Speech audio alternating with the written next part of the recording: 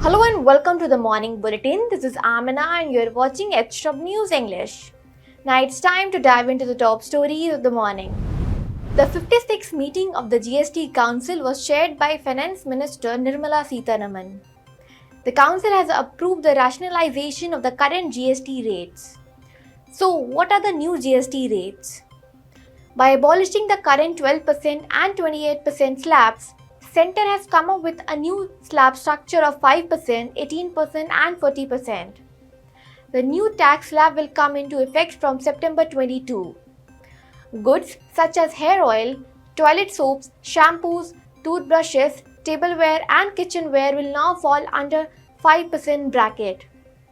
Approximately around 99% of items which were currently taxed at 12% will now fall under 5%.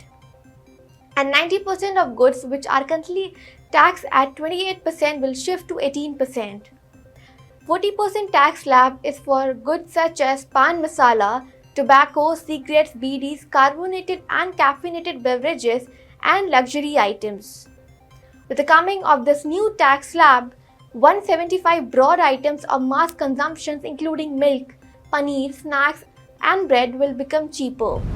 By accusing the Trump administration of using economic pressures as a tool to undermine India and China, Russian President Putin has spoken in support of India and China.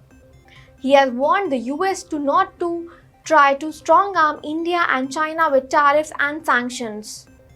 Putin told the US that they cannot talk to India or China in that way. By calling India and China partners, Putin said that the US's tariffs was an attempt to weaken the leadership of India and China. He also added that now the colonial era is over and the US needs to realize that they can't use these terms in speaking with partners.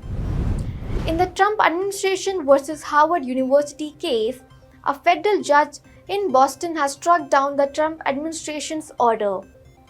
The Trump administration had cut more than $2.6 billion in research funding for Harvard University.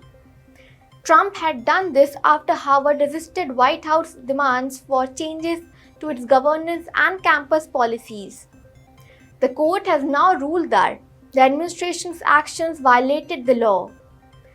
This decision by the federal court marks as a major win for Harvard.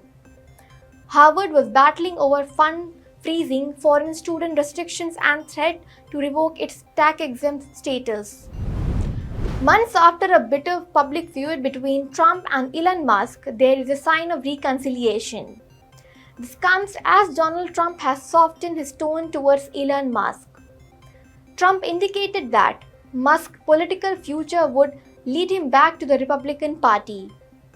Trump, by calling Elon 80% super genius, said that Elon only got 20% problems.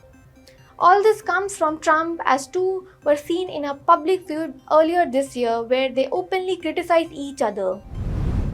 Well, that's all for the morning bulletin. Till then, keep watching HTOP News English.